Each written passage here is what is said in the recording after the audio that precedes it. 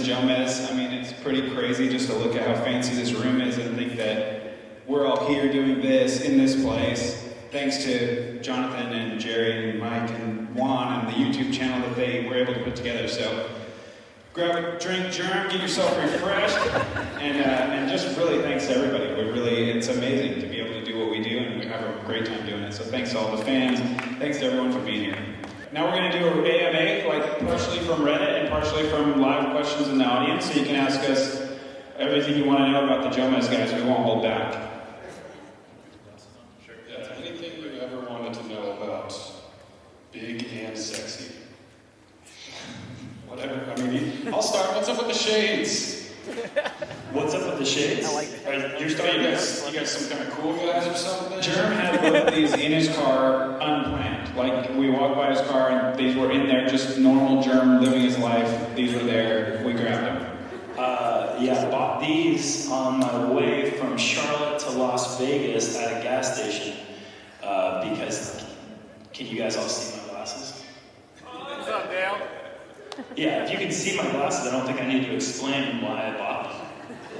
It's pretty obvious. And you bought two, just because there's different outfits, because they're different colors. I couldn't tell which one. Yeah, I think these ones have like a cool like little cut right here in the top part of the arms, and those are just like streamlined. I feel like if I'm gonna go running, those are gonna be faster, but if I just want to look really cool, these are better. Sorry, technical difficulties. Oh boy, we're working on it. There we go. Thank you.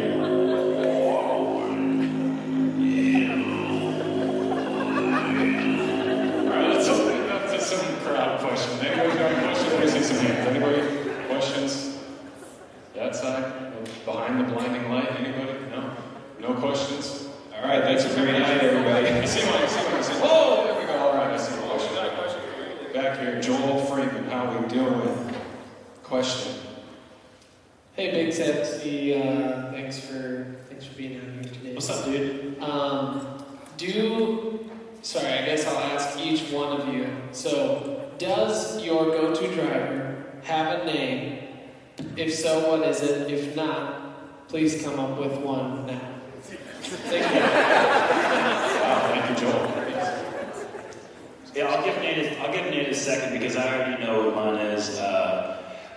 It was my go-to driver for 2017, 2018, but I've been using the Sexton Firebird that he gave me for looking after his dog for a week, true story, since I joined Innova, and I gave that disc's name the Noodle. And the Noodle has been my go-to for a long time. Long live the Noodle. I don't even know what my go-to driver is, but when I decide, I'm going to call it Slippery Joel. Oh, I like that. Nice. Okay. All right, finally we got it ready to work. Okay, thanks.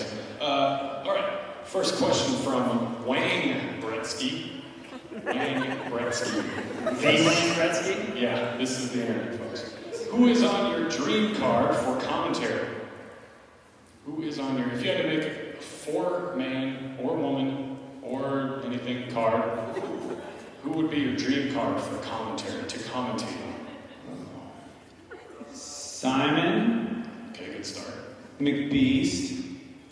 Myself.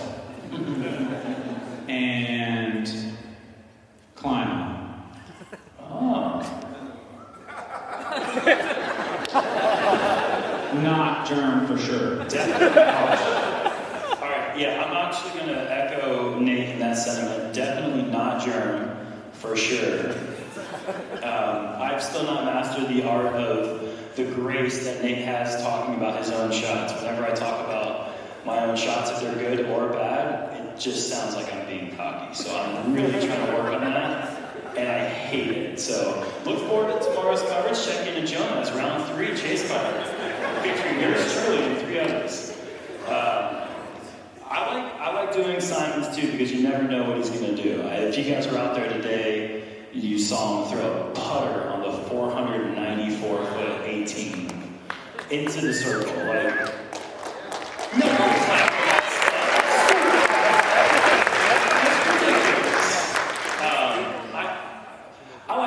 commentating for so many people, so I mean, I'm always like watching James Conrad's hair just bounce up and down. What's up, James? How you doing, buddy? People can feel the bromance between James and I when I do commentary. I like doing commentary for him. So those two. I just like watching people make putts too, but I also think it's annoying, so I'm not going to say any of the good putters. So if you can putt well, nope. So we can expect you to be regular commentary for the Final Line videos then? Was that a question? All right, two more names real quick.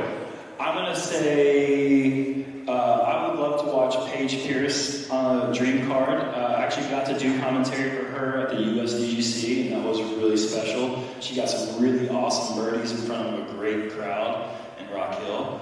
And the last but not least, definitely Wayne Gretzky. I mean, how cool would that be to see the greatest hockey player of all time playing disc golf? He's well past his physical prime. That would be just ideal. Next question here. What snacks do you guys currently have in your bags? This could be disc golf bags. This could be Truthful or carry-on not bags. truthful? Like, should I just say Pop-Tarts even though I never eat them, but everyone thinks that's all I snack on? Could be.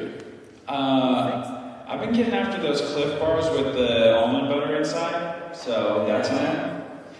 I've been crunching down some Blue Diamond almonds and pistachios, or as I call them, pistachio noodles. Billy Jacko wants to know, Jerm, why do you sound like Jim Halpert? Do I? Yes? Do I? I don't see, no one has ever said it to me in person, but as soon as I am recorded, I sound like Jim Halpert, and I've never ever picked up on that myself, but do I have to answer that question? I don't know the answer. Why? I don't know is a valid answer. I get it from my mama. I don't know. Ah, yes, your mom, Jen Halpert. Jen Halpert. Okay, here we go. We got another one. Since you began doing commentary, what's one thing that you feel you've improved upon or learned, either with the commentary itself or as a professional disc golfer? Thank you, Chaotic Midget, for that one. Can you repeat the username? Yeah, of course. Chaotic Midget. Chaotic Midget. Yeah, you want me to repeat the question? That's a great question. I mean, I think one of the big things that I still struggle with sometimes is like not dropping like slight spoilers when you're like excited about something that someone else had done.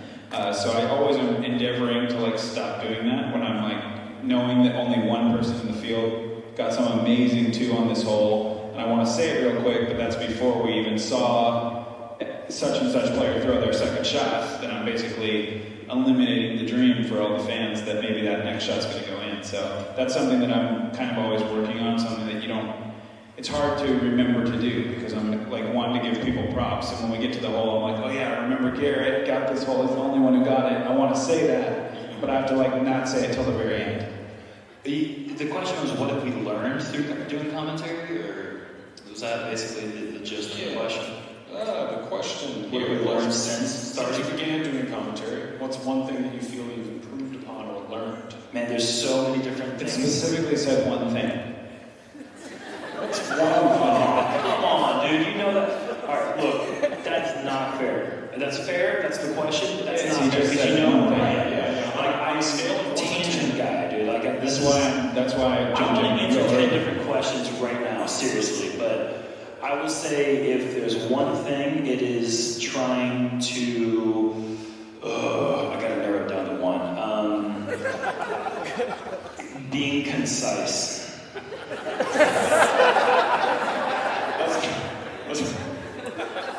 was going to try. I never be concise. That is really hard for me to do. That's good.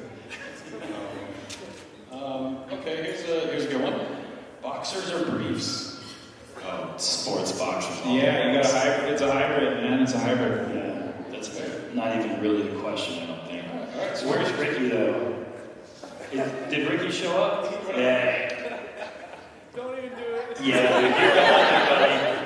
I bought him him some Under Armour boxer briefs as a gift. And because I was like, dude, you gotta try these out. I saw what underwear he was rocking for months and months. And it was driving me crazy. I bought him, out of the kindness of my heart, with no preemptive measures or anything, I was like, you know what? Today I'm buying Ricky Under Armour boxer jocks. Spent $25 on those two.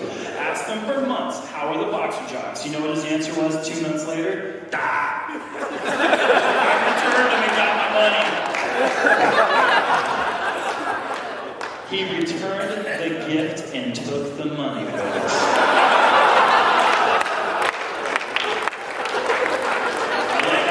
That was wrong. You did me wrong today.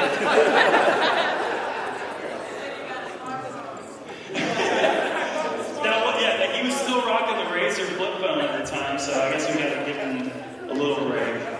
I want my money back, though. They were good Swiss cheese, though. They were boxes beforehand. Swiss cheese boxes. Swiss cheese boxes? You box? Oh, they're just the holes everywhere? Because you've been wearing them since you were 7, dude. Good lord. Alright.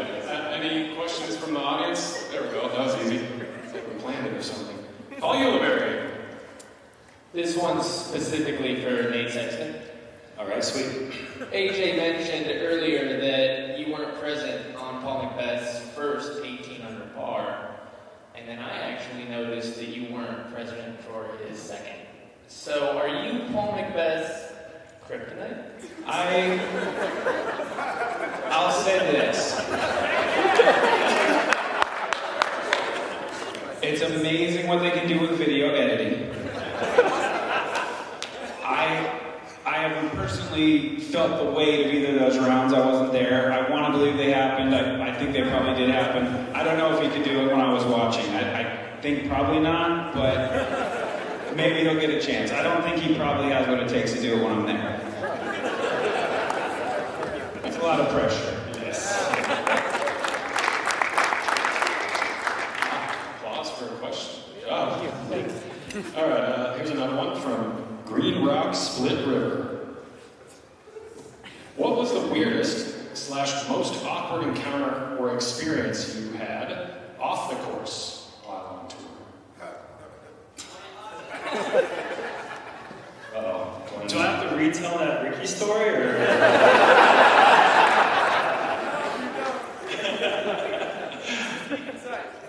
Be concise. Most awkward or weird thing happened off the course? Yes. You're gonna have to narrow it down to what month and what year, man. I feel like every single week there's a weird thing happening every day off the course. That's why I still do this. I mean, I love disc golf, don't get me wrong. I love going out there and competing, but that has played its course over and over and over again. There's really not much that I can experience on the golf course that hasn't been experienced one way or the other. It's what happens out here, doing these crazy things like this that really make it funky, fun, and worth doing over and over again and going to place. Yeah, right? But so I'm drawing a pretty big blank on what the most awkward thing. I feel like maybe it's being asked this question in front of all of you guys, but I don't know. I think certainly I can remember plenty of times when I was touring with Paul, and we would be middle of the night, gas station somewhere, and there's just a real sketchy guy what's the frisbees? Can I get a frisbee? Where's the free frisbees? And just dude, you gotta go home. I don't know what you're doing here, but you gotta go home. I signed a laminator last year. Yes. I signed a laminator. I signed a baby's. Is that person here? The Pacifier. Not the pacifier. She called it a different system. Something. Binky. I signed a binky. I had to use a Sharpie marker on the surface this big to sign my entire name and PDGA number. Have you seen my signature? Yes. That's awkward. That's it. That's the end of that answer for me. What is your dinosaur? If you had to choose just one. The raptor. New from Discraft. The raptor. I have no idea. Maybe a pterodactyl. Cool flying dinosaur. That's mine. Any more questions from the audience? You guys even know what dinosaurs are? We got one back here. All right, sorry. Excuse me, everybody. Sorry. Hey, so Hey. round, how many takes? How many takes? Always one. Yeah, always one. I don't think we've ever. I don't know that we've hardly ever done a second take ever. Like sometimes the batteries run out on the recorder. Back in the early days, 2012, batteries weren't as good. Yeah, the commentary, we filmed the commentary for 2012 live on the spot, but it was lost because the batteries were dead, so that's why. But yeah, basically never. We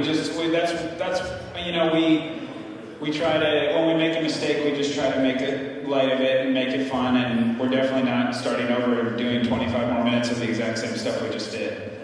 That's a question that we get quite a bit, actually. That's kind of funny. It's like, when you watch, or when you hear us with our reactions, they're 100% genuine. You know, I try not to really look into the scores and see who did what. I mean, if there's a hole in one, we know that's coming up because that's big news, and we want to prepare ourselves, and and it's already shared on social media and stuff like that, so we know that's coming. But for the most part, like Clemens 2 on hole 10 on round 1, yeah, buddy.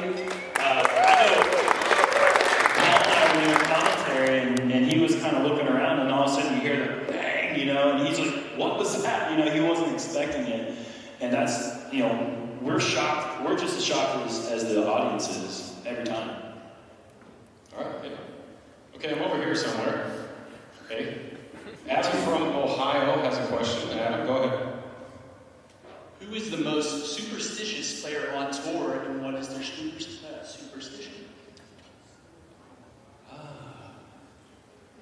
Thank you, Adam. I don't know that I know that.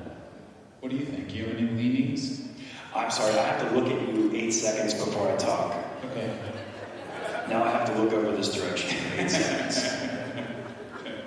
And now I can answer the question. No, I don't really know of anyone. I think Macbeth is superstitious against losing. Yeah, I can't think of any really funny, strange rituals that anybody's got. So I don't know. MJ with the little totem thing. Yeah, that's cool. That's a cool thing for sure. Yeah, Michael Johansson, he carries a little nut that is turned into a turtle. I think his father made that before he passed away, and MJ keeps that with him, and he touches it, puts it on his mini right before he putts every single time. I don't know if that's superstition or just paying homage to family, but I guess you could put that in the same boat. But I don't really know anyone else that has any strange ritual that they have to do before they play or before they putt. BigSexy's on the case. We'll get you some dirt. We'll post it soon. All right, I've got another question from Reddit here. What is the most interesting part of watching your fellow competitors on the footage you watch? Most interesting part of watching your fellow competitors? Just being a fan. I mean, I've taken the role of being a fan as much as I am a player. I feel like in some ways just watching the shots and appreciating, the situation, the wind, being there out on the course and competing with those guys at the same time. You really know exactly what elements they're competing with and what obstacles they're going against. And so to see somebody execute that shot and just be able to kind of experience as if it were my own shot is kind of what I really appreciate about it. Yeah, really similar for me. I think just seeing all the different approaches that people take. I think one of the great things about disc golf is it's such a mental game, and there's so many different ways to approach any given shot. So I just like to see how other players go after things and see how people react to pressure, and just put yourself in those positions. And I had a great time today. I got to totally be a fan today. Just walk around and watch everybody play, and it was awesome. All right, yeah, that's a good answer. Over here. All right, I got a question here from Miss. What's your name? Katrina. Oh. All right, what's your question? This is for Jerm. Oh, jeez. Is that Katrina Allen? Oh. Can you please tell me the answer to 1 plus 2? He doesn't know it. 1 plus 2? 3? Oh, 3. Oh, I blew it. 3 in the heart, 3 in the sky, 3 for Dale till the day I die. Is that right? Is that the right answer? Praise Hail, praise Dale. That's what I say. Yeah, those are good Dale glasses there. I was like, you look just there. Are you insulting my intelligence, Katrina? All right, another audience question here. What's your name? Mackenzie. Okay, what's your question, Mackenzie? This is for Nate. Emerson and I want to know what the most challenging and fun part about having a new little one on the road is. Yeah, that is a good question. Does it have to be both challenging and fun? One thing? Okay, 2 separate things. Good. Challenging is you can't drive more than 2 hours before you stop. So it's hard to get anywhere fast ever. And you have to, make a lot of stops to feed the baby. So I was happy that we had the RV and we had some space to be able to do that. Just pulling over all the time and not really being in a hurry to get anywhere because it just doesn't work when you try to hurry. And the most fun was just being together with my wife and my daughter every single day and, getting to introduce her to all my friends and all these people all over the world and having her be in a situation where, since she's born, it's been probably over 18 months since we've had a house. Like we're either in the RV or Airbnbs, and I'm definitely sick of it. But also I know that it's going to make her a flexible, easygoing person. And I think I can already see that in my daughter, now. So I appreciate being able to do that and just being able to be there with her and my wife every single day for nearly 2 years. And also, congratulations goes to Emerson and Mackenzie on their baby girl on the way.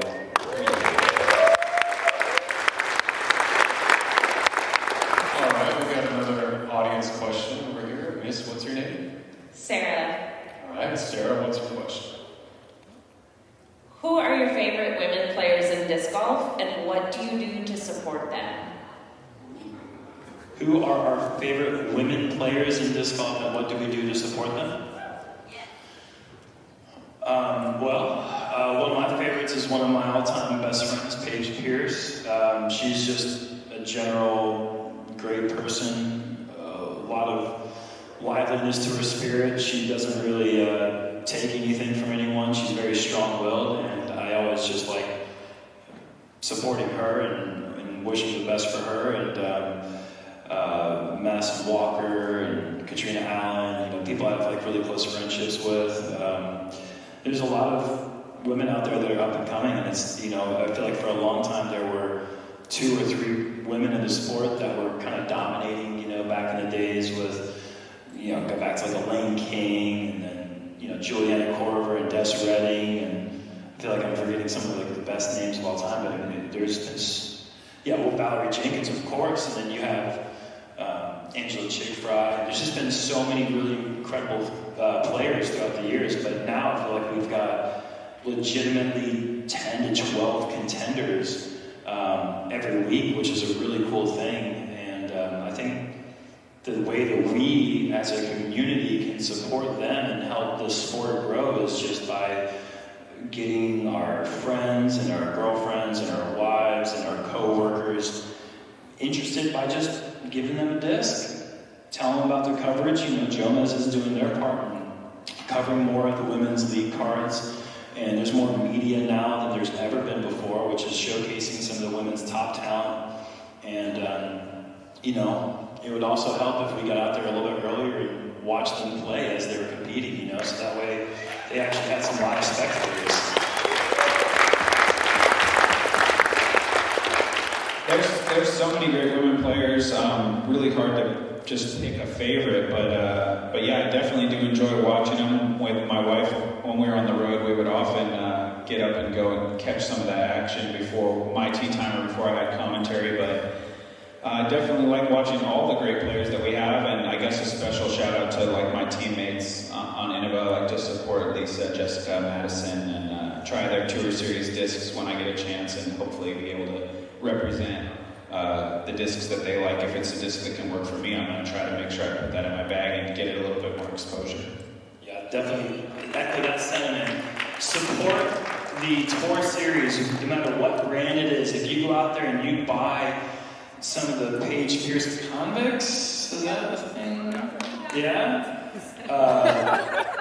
I know she has several tour support discs, but you know, the end of the tour support program is great because that money goes straight to these touring athletes, and that helps them stay on the road. And their presence, what they're doing out there, they're setting the stage for future generations to come. So if young women see these ladies playing, doing well, making a living out of it, and enjoying life, because that's what this is all about, right? This is all about having a great lifestyle and having fun. Then maybe they'll want to do that too. Great answer. Okay, we've got one last question from Reddit. It's kind of a semi-serious question. Have you ever considered that to a large amount of people, you both are the voice or voices of disc golf? And how does that make you feel? Is it a lot of pressure, or do you thrive? I don't feel pressure necessarily, but I don't take it lightly either. I get a lot of messages from people that sort of blow my mind, saying like, hey, I came back from the military and I had all these problems with drugs, and like I found disc golf, and watching Jomez videos like saved my life. They'll use words that strong, and I've got many messages like that, and that's sort of crazy, and amazing that to think that I could have, or we could have, that kind of effect on somebody's life and give them an outlet, something that they can enjoy and help them make a positive change. So I definitely don't take it lightly. I enjoy doing the commentary, otherwise I wouldn't do it. We just get up there and be ourselves, we're not really putting on any character or anything. We just say what we think and have a fun time describing the shots. But, to think that, if people want to use that and they find a way to make that a positive thing for them, that's so fantastic. So I guess pressure wouldn't be the right word for me, but I'm happy to be able to do it. Yeah, I definitely echo a lot of that sentiment. I don't feel pressured by it. If anything, it gets me motivated to want to be a part of it as much as possible. And, I feel like maybe the idea of being like the best disc golfer in the world, even though that was something I didn't really ever focus on or really get that close to, not yet at least, watch out, coming. But, that kind of builds pressure, For me, that's like, oh gosh, there's this expectation. I have to go out there and do really well. And that can be uncomfortable at times for me, not for other people, but for me personally, that can be scary. But going out there and being exactly who I am and just talking and being a fanboy of these incredible shots and this incredible coverage and being a part of that it's so easy, it's so natural, and it's so much fun, and it's brought a professional feel to what I do for a living, and it gives me a purpose, and I just look forward to it every single weekend. It's my favorite part of the weekends now, and to think about where, I started playing in 2006. At the time, there was like one YouTube video that was, what is disc golf? And it's a guy like throwing it like this in Colorado, and Kent Climo's favorite disc at the time was like I'm pretty sure it was like a Viking or a Whippet or something like that. And like, it was just so outdated into where we are now, where there's such a incredible amount there's such a wealth of information out there, and to be in a position where somebody would say that, or leave comments like, I've never played, but the weird world of YouTube brought me here, and now I'm a huge fan of Jomez. Like, there's no bigger compliment that any of us on the crew can receive than bringing new people into the sport, getting people engaged and activated and interested. So, it's just been a tremendous honor to be a part of that. Yeah. Wow. All right.